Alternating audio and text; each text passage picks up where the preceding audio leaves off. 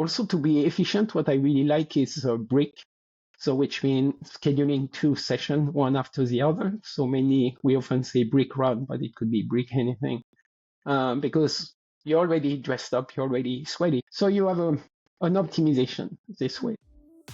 Welcome to the Athlete's Compass podcast. Each week, renowned sports scientist and founder of Athletica AI, Dr. Paul Larson, athlete, coach, and sports scientist Mariana Rakai, and coach and cyclist Paul Worlowski discuss training, racing, and improving your health and fitness. Get ready for your journey to peak performance.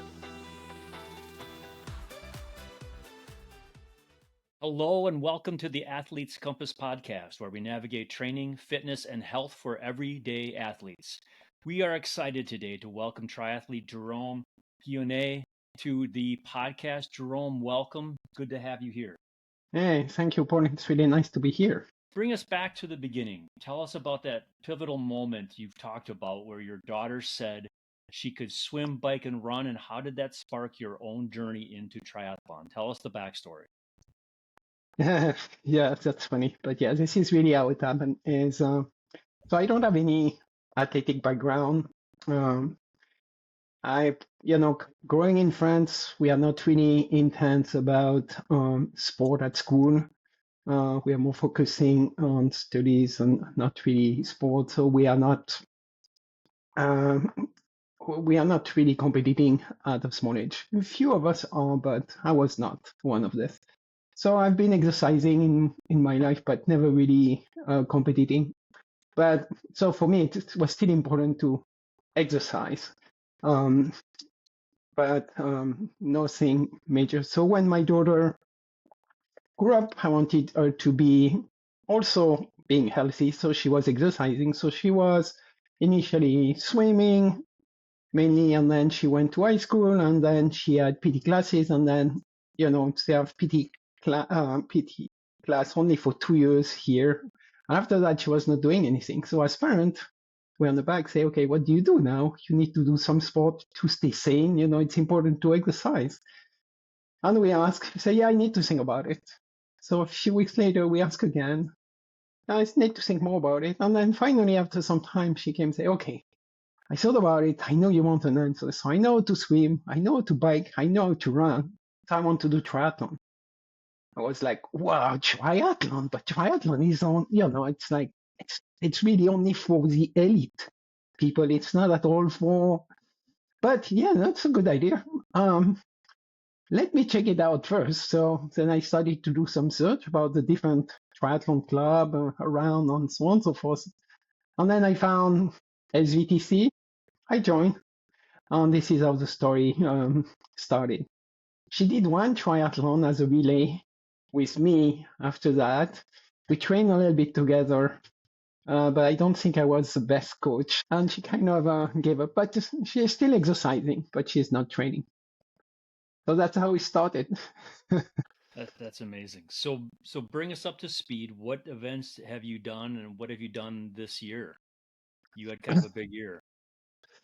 Yeah. So I started. It was 2017, and this year, so 2025 was a kind of a slow year. I just did 3 triathlons, so 2 half Ironman and 1 full. I usually do 5 or 6 a year, but this year I did only 3 because I was focusing on the Ironman World Championship. So I qualified for Nice Ironman World Championship last year when I did the full Ironman IMCA, IM California.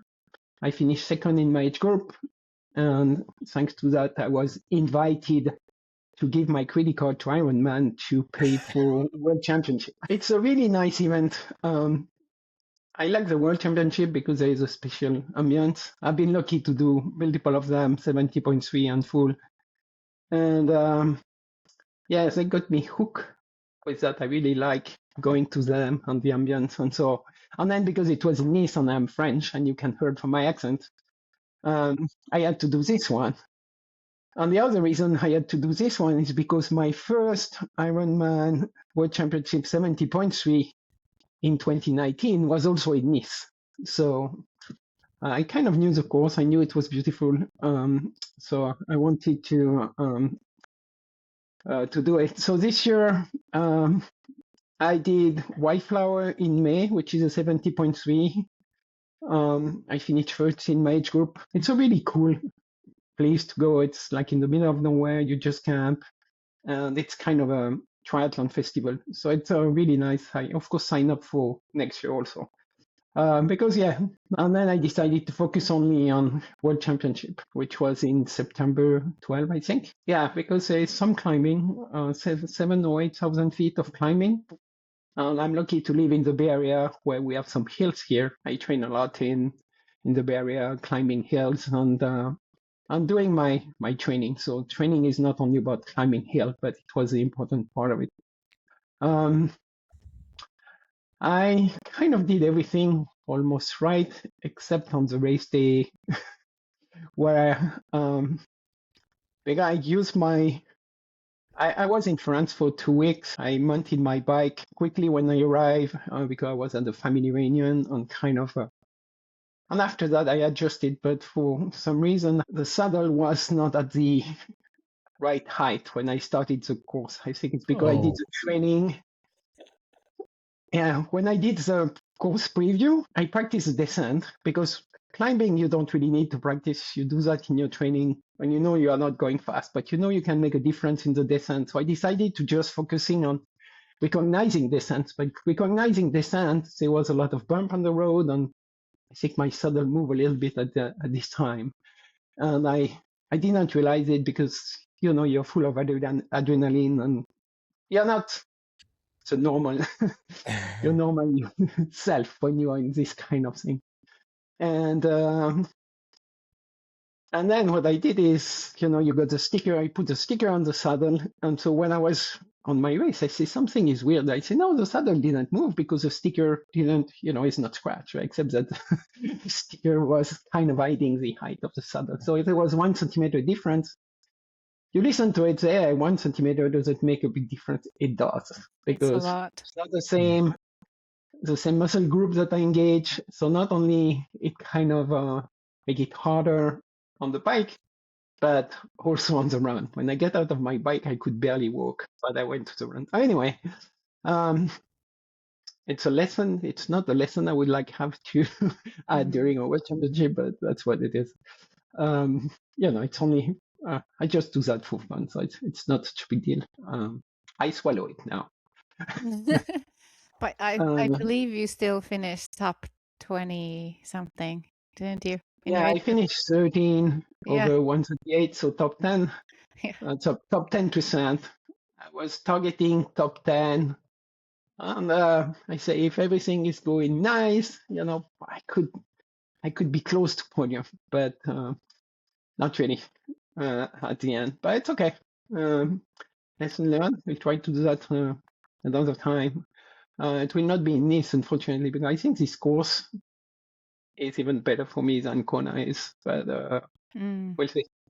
I think Kona is not too bad so far. I can manage the heat, so it's not so bad. But when I did Kona in 2022, swim and bike were okay, but the run, because I had a plantar fasciitis, was bad as expected. I think I trained 50 miles or something like that for it. So it was brutal. Yeah. But no, nice experience. It was fun. So because I say, okay, I didn't do my best time, and 70.3 World is in Nice next year. I say, let's try to qualify for Nice again for next year. And so I did La Quinta last weekend, and I managed to get a slot. So nice. I will be able to. Congrats. Nice is amazing. Like, it's such a beautiful place, and the course is fantastic. So congrats. You get to go back for the 3rd time? Yeah, this will be my 6th World Championship, 70.3. Yeah. Wow. But in Nice, World Champs in Nice. In Nice will be 3rd time, This will be my 2nd 70.3, and after a full, so yeah. Hey, Jerome, just take us back, because, you started in this podcast talking about, the story about your daughter and how you got into triathlon and you joined the club, and somehow you've gone from there really never doing the sport to being a regular, world champion qualifier and top 10% finisher. So how does one do that? What's your process been? Yeah, that's an interesting story. Yeah, I think there's multiple things. First of all, I think I have you have the body that you have, but I think my body and triathlon kind of align pretty well. This is one thing. So when I started in 2017, I did my first podium on the Olympics this year. And so why I did my first podium is because, you podium because, of course, you need to train well and so on and so forth. But it depends also who is showing up at the race. And the race I picked this year, I realized later, is like a lot of competitive people were not going to this race because they didn't like the course. But for me, because it was my first year anyway, I didn't know about it. I just did it. And because a lot of the ex-pro or very strong people who are in my group did not show up, I managed to do my first podium. So you get kind of really excited because of that. And of course, I was finishing in the top 10 in my group also on the other race. So it was kind of nice. So because of that, it motivated me to kind of learn how to train. What I was saying is before doing triathlon, I was exercising. And when I started to do triathlon, I realized what it was to train. So there is a difference between exercising and training. Exercising, you do your sport because you want to do healthy and so you want to be healthy. But you don't really focus on a special goal. When you train, you do not necessarily spend more hours, but the hours you are spending them with a goal, with a structure. And this is what training is about. And when you train versus exercise, then you have a better outcome. So this is what I learned with my club. I learned how to train because I joined the new to the sport. New to the sport, we had coaches.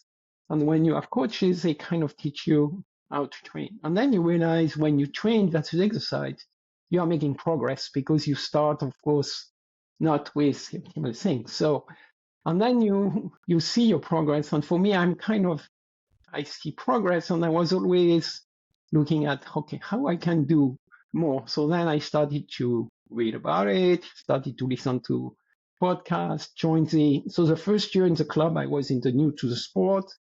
The year after, there was a team where for more the advanced, so I was with kind of another coach, learned some other stuff. And then starting to podium a little bit more. I think I did 3 Olympics and did 3 podium, 1, 2, 3. And this one, and then on 2017, I did my first 70.3 and I realized in the top 10 also. I was 13 over 140 in Santa Cruz. Then the year after I did Santa Cruz, I was 8 over 80, so still 10%. And I did the Wildflower 70.3, but I had the mechanical, so it was not as good.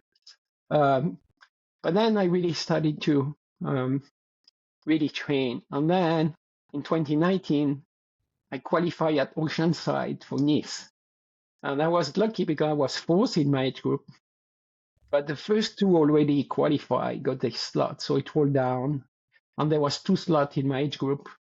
The third one was a friend from the club, and said, "Oh, you are French. Oh, there is only 1 slot for this age group." I say, "No, take it." And then, unfortunately, that was the roll down happened because some age group didn't take it. We had 2, and then it was my first opportunity. So really nice. All of that kind of our strong motivations to continue training and continue improving. And then, so what I did with the club was nice, but I realized I kind of need to possibly go see something different. So I started to join Purple Patch with Matt Dixon.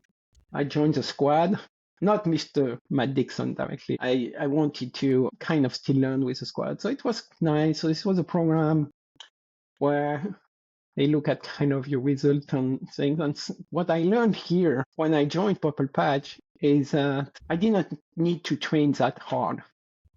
I think now I know what I was doing.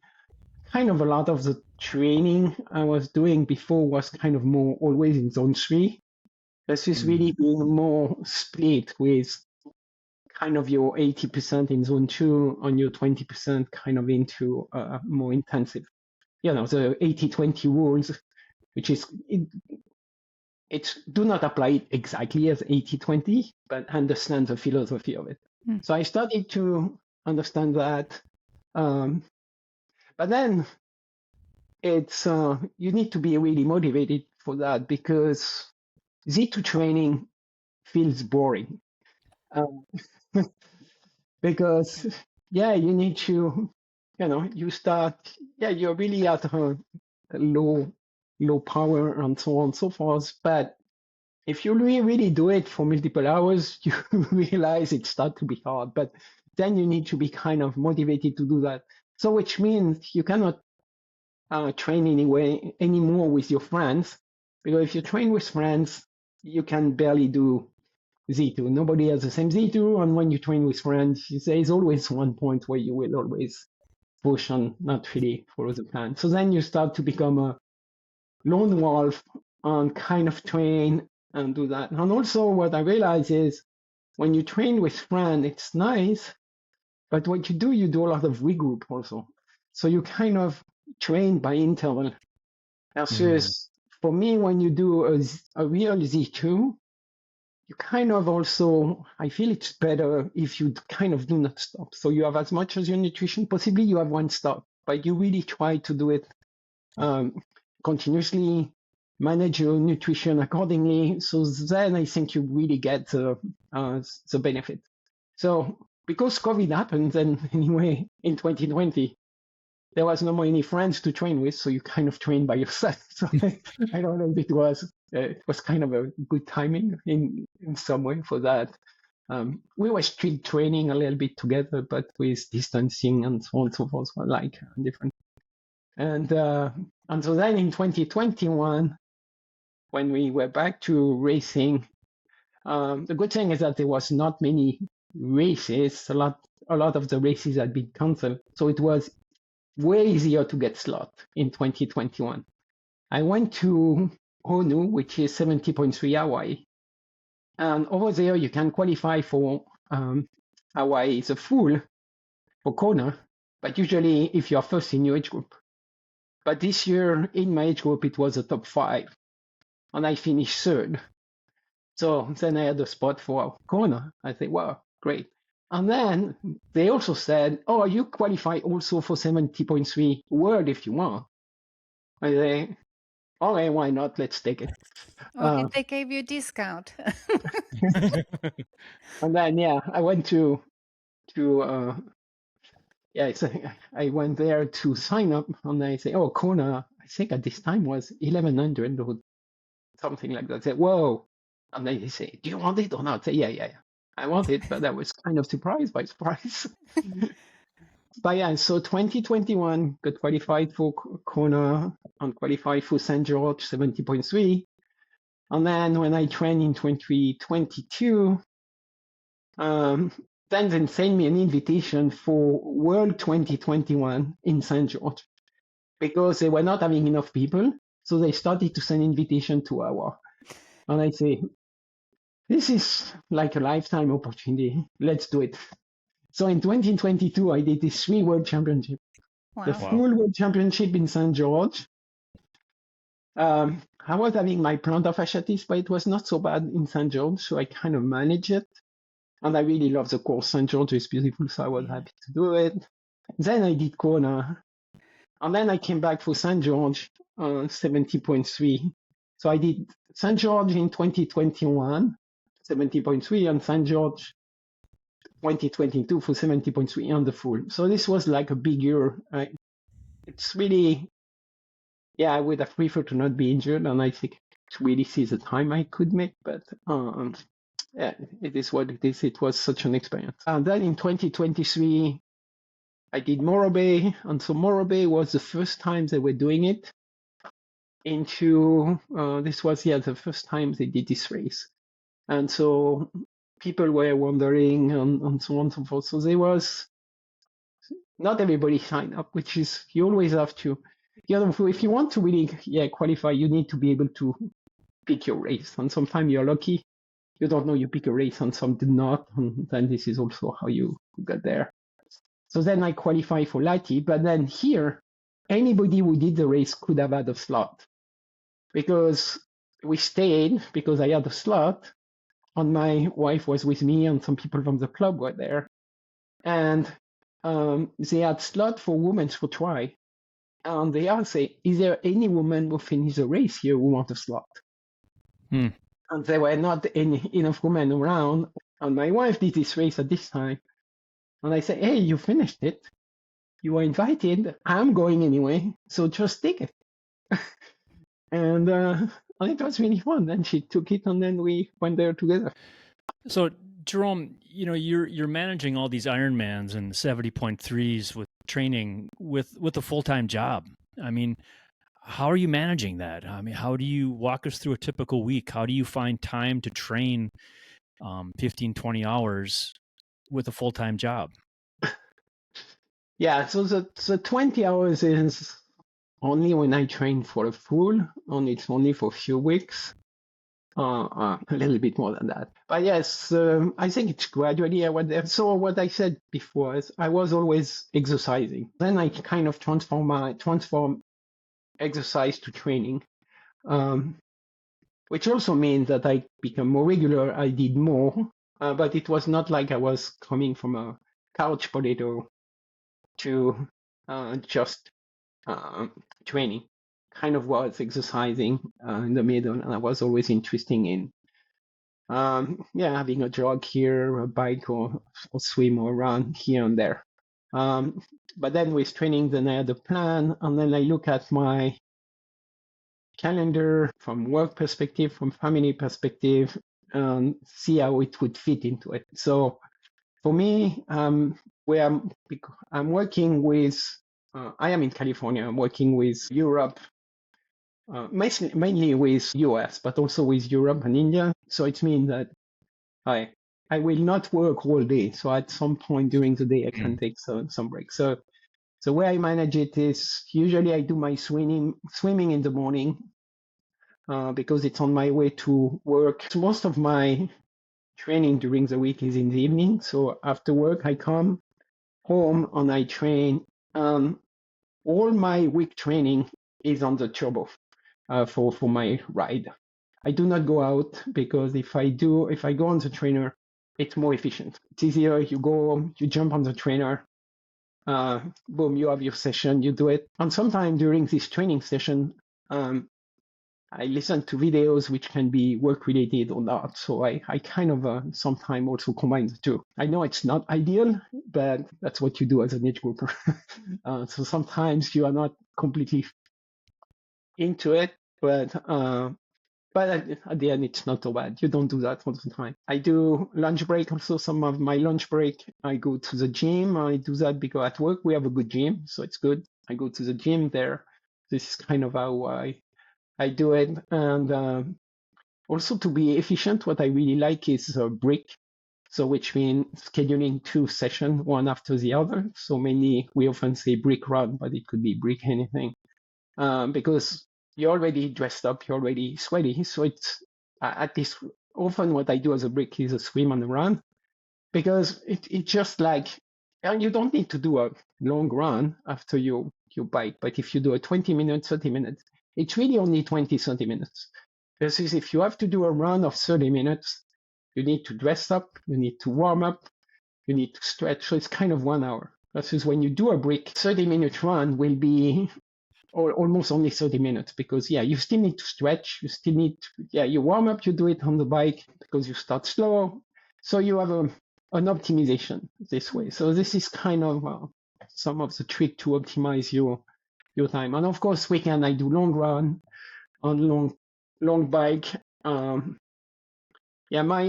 daughter now is 24, so she is not anymore at home. She doesn't need me.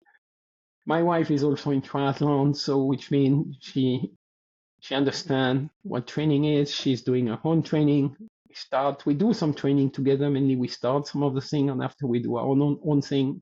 So it's of course also much easier from this perspective. Yeah, and then I am in software, so we had the work from home, which really helped also because then you can have a flexible agenda and do your training here and there.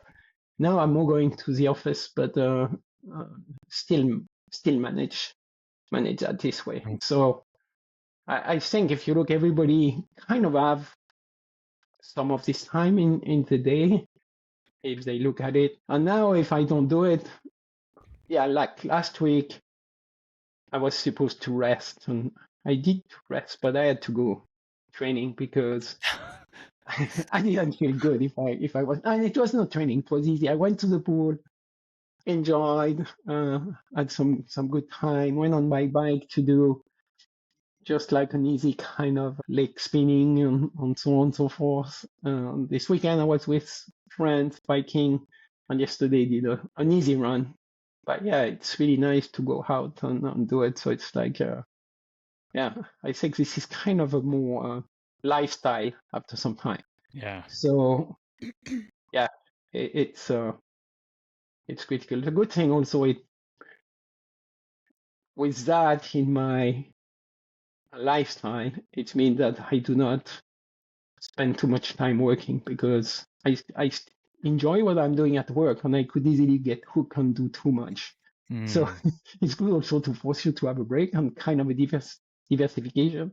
And because of that also, when you are training and doing stuff, you realize that you look at some of the work things you're doing in a different way and you can solve them because you are training versus just sitting in front of your computer and try to solve them.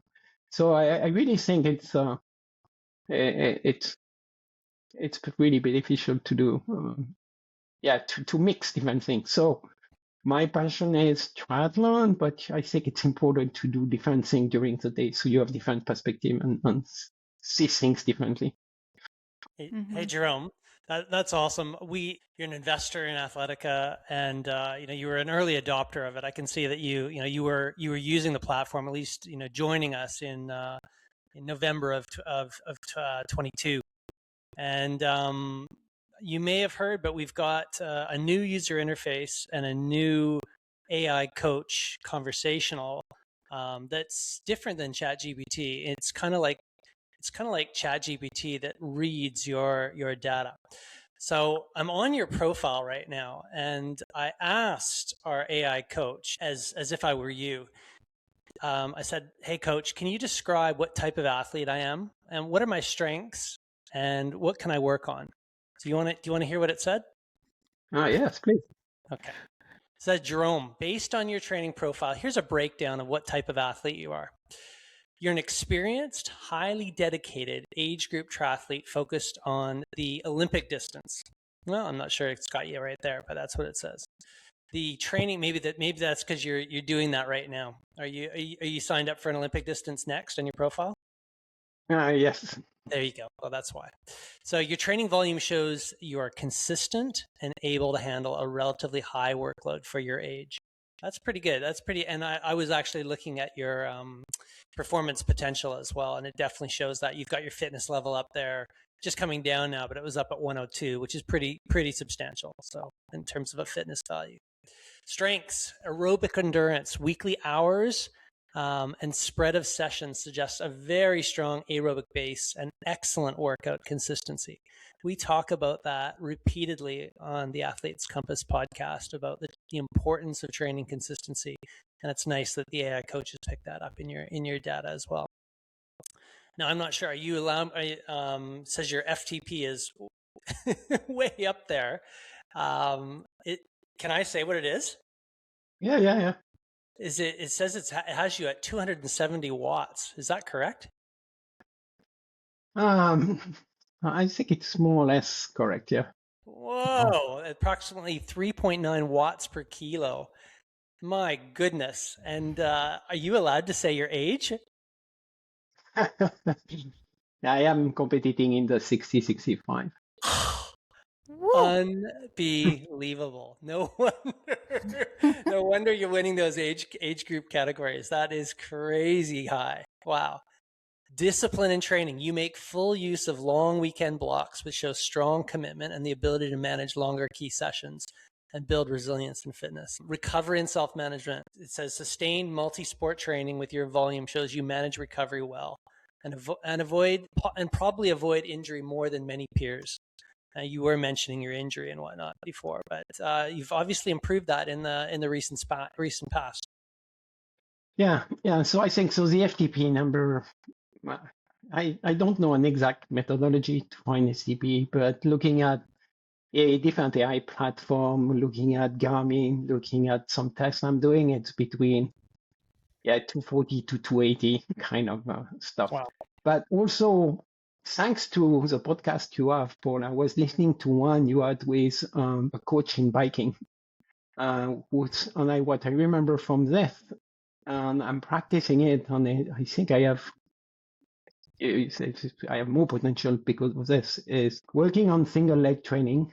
So it's something I did with my coach. I will speak. I was with Atletica, and for Nice, I went to a coach, but I will go back to Atletica. I can speak more about that. But also trying to be really light on your handlebar and really engage your core and making sure you really have your core and your glute and all of that engaged and really participating in biking.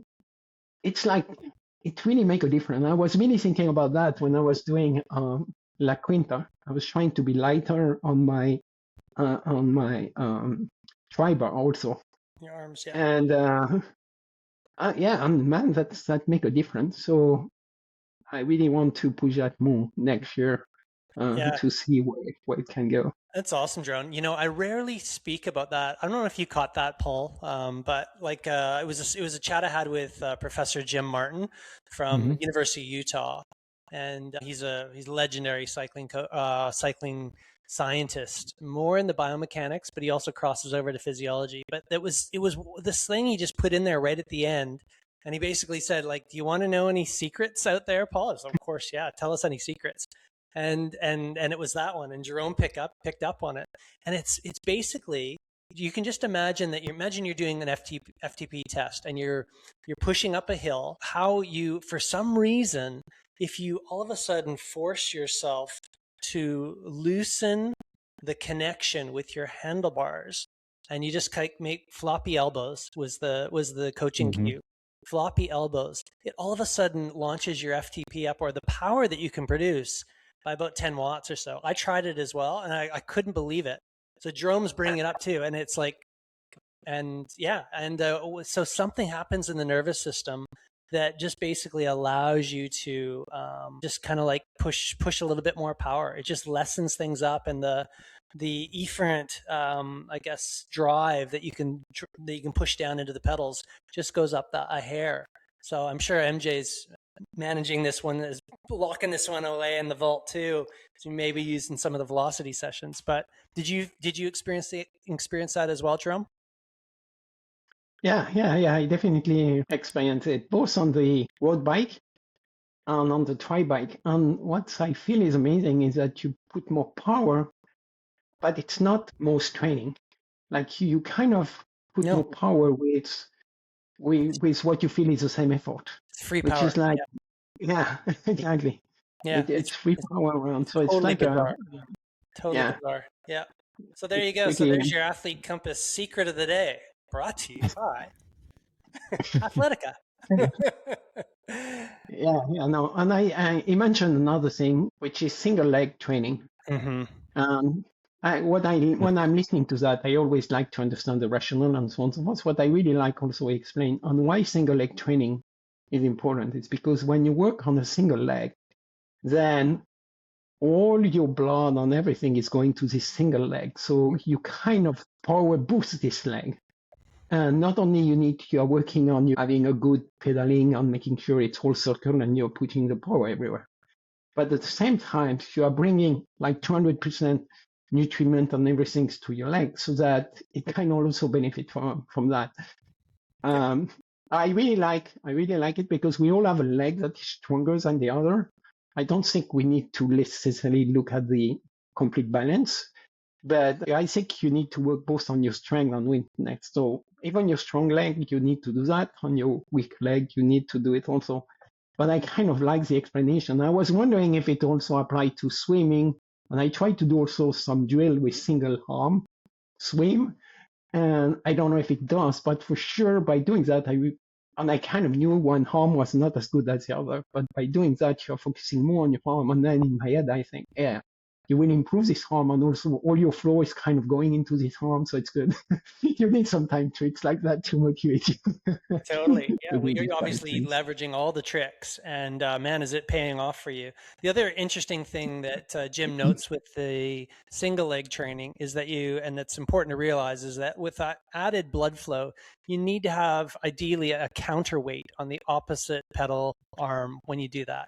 And that's to reduce the engagement required from the hip flexors to kind of pull the pedal around. So if you throw like a 10 kilogram weight on the other side, and just using like a skewer that will actually support like a weight, like you sort of see in the background there, then it flows around really easy, and it feels like pedaling, and you can remove effort on the upstroke kind of thing. You don't have to do that because the counterweight's kind of covering that on the other side, and it flicks it around, and then you push down, and then all of a sudden your absolute single leg can be pushing more power than it would be using two legs. Like, say for example, it's like sustained, and it's quite a bizarre feeling too, right? Because all of a sudden you're getting all this blood flow into, like Jerome says, into this one leg, and it bulges up. And because you have all of your circulation, all of your central volume that your heart's delivering available just to one leg, and you don't have your other leg taking any of it. So it's pretty fascinating, pretty cool. And I'm so glad that you're leveraging that, Jerome. It's really cool. Can we? Yeah. Can I ask something different from biomechanics?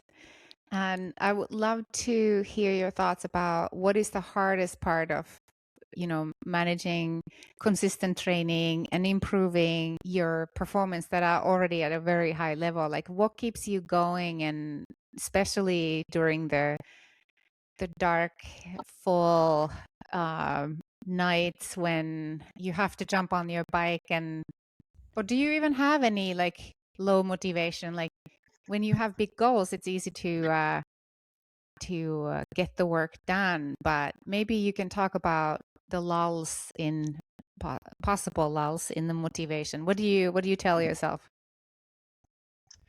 Yeah, of course it happens sometimes. Moreover, when you are into big training weeks before your big events, it's like you need, like for NIS, I kind of started almost in March, April, kind of focusing on it. And it's a long period. So sometimes you're counting the week and you say, man, I still have all of that to do, and so on and so forth. But at the same time, if you see you are making progress, if you can handle the load, the other part is really to start. Because when you start, after you never regret. You always go for it, and you always move forward. So what I do is sometimes I say, okay, so this is the philosophy of the session for today. You kind of understand so you understand if it's a high interval training session, or if it's a strength session, or if it's a Z2 session, say. All right. So the plan, say you need to do, for example, like 4 interval, like 9 30-second 9 30-second interval 4 times. Say, okay, so this is the prescription. You understand kind of okay. Let's start by 1, all right? Because this is what you need to understand. And it's okay if you do only 1. It's better if you do all of them, but at least do 1. So then this is how I do. Usually I do all of them, but sometimes I really adjust my session because of time constraint or because of anything. I look at the philosophies. And when I got it from Athletica, what I do is, as a software geek, it goes into a text editor for me, and I know the format, so I change it. So I keep the spirit but I change the length or change the repetition and stuff like that. So I adjust it based on my time constraint and sometimes motivation. Sometimes I almost regret to say, I should not have adjusted because I feel really good. But it's like, okay, it's okay. You can have that tomorrow. It's better to be this way or to the other way. What I think is important is to really understand why you are doing the session. You don't need to do it exactly how it is. So it's one way I do for motivating me. Then what I realized also, what I said is for World Championship, I took a coach. I stopped with Athletica for some time. I went with a coach. And when I selected a coach, I wanted a local coach. So somebody who can watch me biking, who can watch me running, who can watch me swimming. Because I think this is really the value that you have from a coach is when your coach is local, this is the value you get. I really like Athletica philosophy. I think why I joined Athletica is because for me, Athletica has everything we need to do for training. For each of the three sports, you have some strength session, you have some HIIT session, and you have some endurance session. I think this is the key for me into the sport is to do that all the time. And then you have different intensity depending on where you are and so on and so forth. So I think I had the right training. But I probably was not having the best running form, not necessarily having the best biking form. This is where a coach can help. Because one thing I didn't mention how did I progress also is one thing I realized, and this was with the club, so for your run, you should possibly do a gait analysis because possibly you need to really learn how to run. It was not kind of told like that to me, but then I really did a gait analysis. And I did that because I was having some pain in the knee. But really, I think even if you don't have knee pain or anything, I think it's very important to kind of evaluate how are you doing things. And so today you do a gait analysis, yeah, it costs some money, but then you really get an outcome from that. You realize what are your strengths and weakness. Then you work on that. And then if you work on that by doing some more strength sessions and so on and so forth, and then you will really learn how to run, how to bike. Swim is more complicated. Swim is the most complicated because this is really the one where there's a lot of techniques. But everybody can learn how to run better. Everybody can learn how to bike better.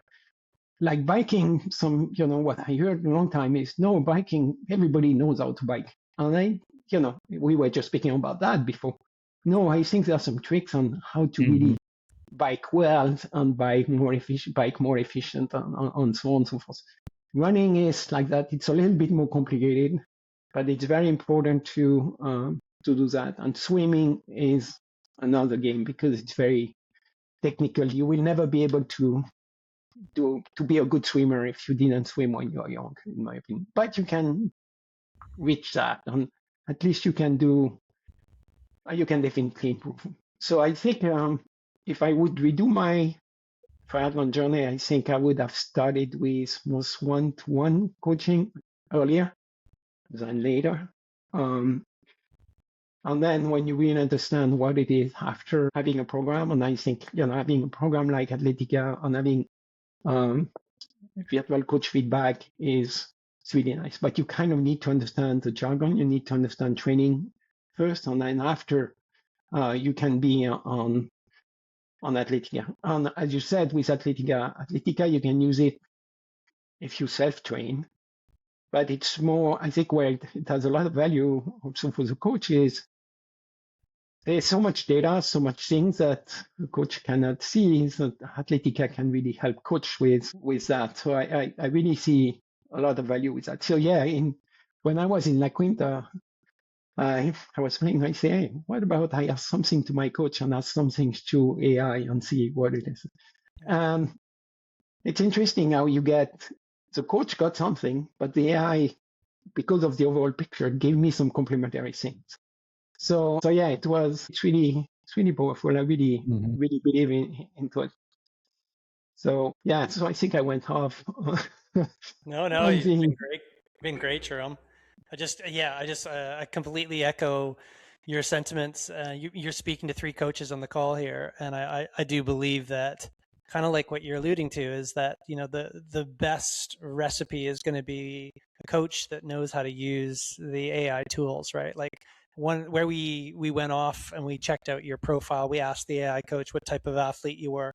I mean, imagine if you could onboard an athlete where they backload 2 years of data, and then you could do exactly what I just asked the AI coach. What kind of athlete are you?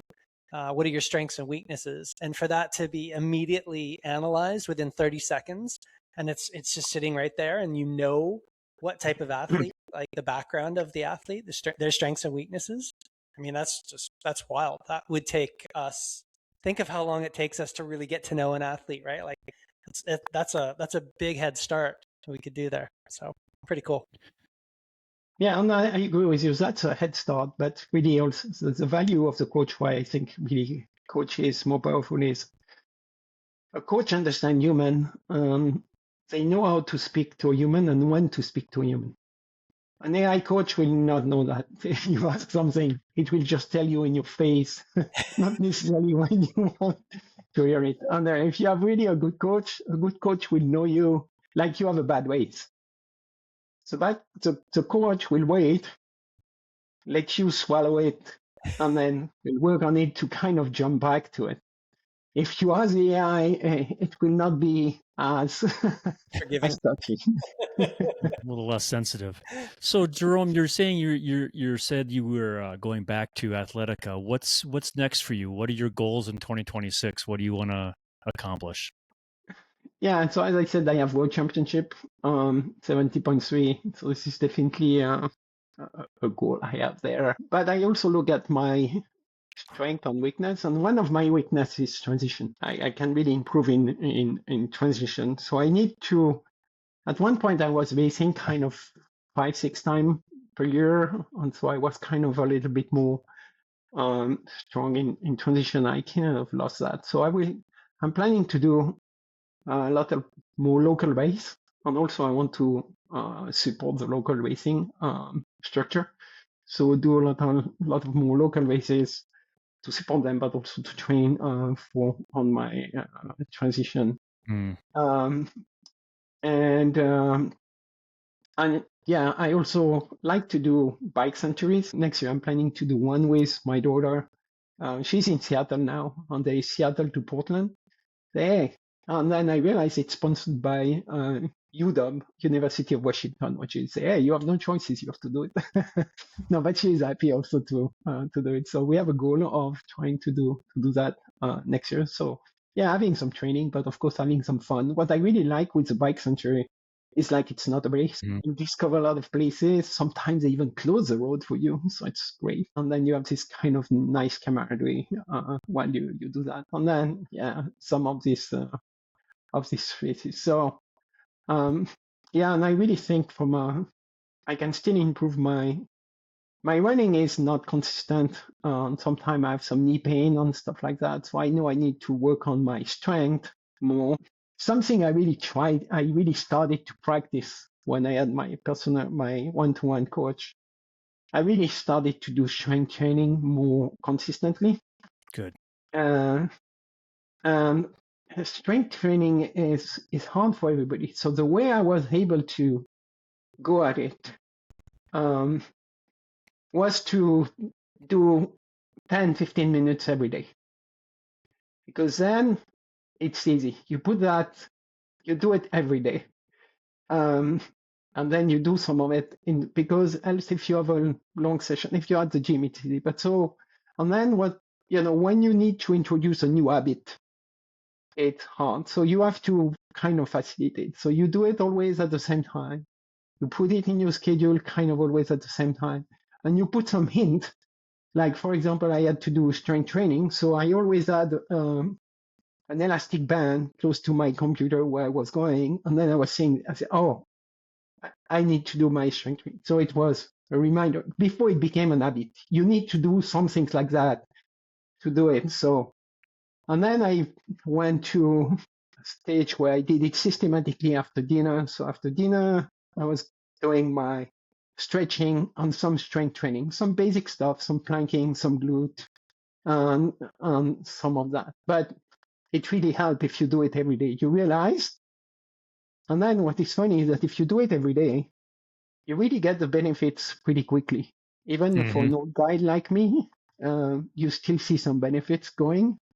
And so it's boring, but because you see the improvement, then after it's easy to become an habit. So at least this is how I was able to go back into it. So this is something I'm continuing. I will just refocus on some of the things that are more specific to the weakness I think I have from a running perspective to make sure I activate this muscle, because what I learned is that the body is lazy. If you have been doing something, if you have been running one way for some time, it makes you run with some of the muscle you have been running for forever. But it doesn't mean it is the right muscle.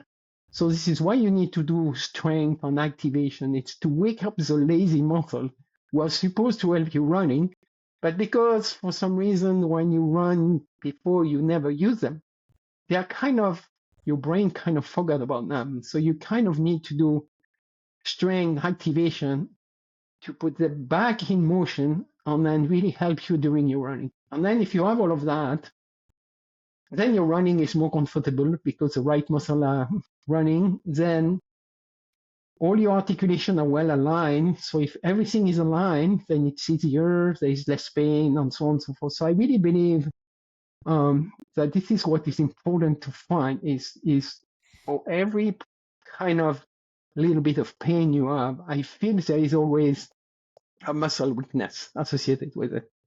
So you need to find it. I'm not the expert into it, so I will see a good PT who will help me find something. And then after, you really need to do your exercise. And then if you do your exercise every day for, I can guarantee, for 6 weeks to 2 months, or even before that, you will see the effect. So then, because then it's motivating, and then you really want to do it, and then you believe into it, and then after you want to maintain it. So yeah, so this is some of my goal for next year, is to still work also on this to make it better. And then I'm targeting, to be honest, top 10 at Nice World Championship. Yeah. I want again to try to do it. We'll see. But yeah, the podium. We'll go in for the podium. Podium would be, you need to have a great day, and some of the of your competitor need to have a bad day. Yeah. And I will continue to learn, because I'm really excited about continuously learning, listening to podcast and other podcasts. I really like to do that during my commute or any other things.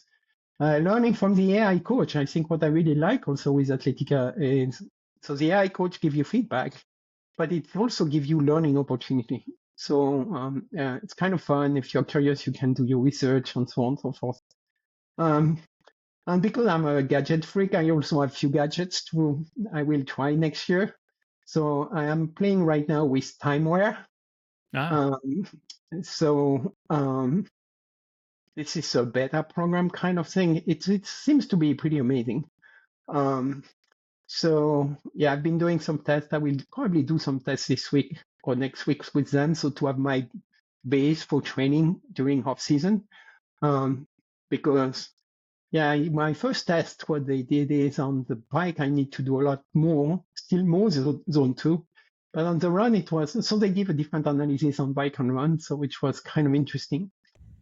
So I really go with that. Of course, I will do some of the athletic tests, but all of these tests at the end give you the same kind of things. But I'm very interested about the TimeWare, on how on long bike, how my breathing is evolving, to see if I am able to really sustain that, or if I'm really going down. I'm losing the word for that, but what is my your strain, right? We had Steven Seiler on the podcast, and he was talking about his work with TimeWare and really the impact that the respiratory system is kind of telling us about how fatigued we're ultimately getting as we go along there, and that's what it's telling us. We think, and we're going to be early adopters on that one as well. So really great to know, Jerome, that you're using that that device, and we might have to have some conversations in the near future about potentially integrating that if it manifests into something that appears to be useful, which it sounds like it will. So it's amazing. Yeah. And I signed up for another gadget also, which is Corey. I don't know if you have heard about Corey, but this is continuous lactate testing Cool. with a sweat. So I'm in the beta program next year, Q2, Q3. It's because I'm curious and I like the science. I'm just I don't have the expertise into that, but I like learning. I like looking at things and stuff and kind of optimizing. And as an engineer, I'm interested by this kind of thing. So this is why I'm looking at these different technologies. Very cool. Well, you're going to love Athletica in the new year, Jerome, where we've got a whole educational platform on there with our Athletica Use Cert 1 available. All the various different support factors in there, and also the AI coach that you can ask anything to, that takes your data into consideration and has the complete backbone of the HIT Science book and course and all of the various different material that we've produced in the past. That's at your fingertips in a large language model kind of format. We're pretty excited about that. So, Jerome, it's just been an absolute slice having you on here, and you're so full of insight and stories. And yeah, we're well past the time here, so I'll leave it over to Paul to close us up. Thank you, Jerome. Appreciate your time. Yeah, thank you very much for giving me the opportunity. It was fun. Thanks for listening today to the Athletes Compass podcast. Take a moment now, subscribe, share, and let's keep navigating this endurance adventure together. Improve your training with the science-based training platform Athletica and join the conversation at the Athletica Forum. For Jerome Guionnet, Mariana Rakai, and Dr. Paul Larson, I'm Paul Worlowski, and this has been the Athletes Compass podcast. Thank you so much for listening. We hope you enjoyed another episode of the Athletes Compass podcast, your North Star through the sometimes complicated world of training for your endurance sport. We appreciate your comments and training questions and your 5-star reviews.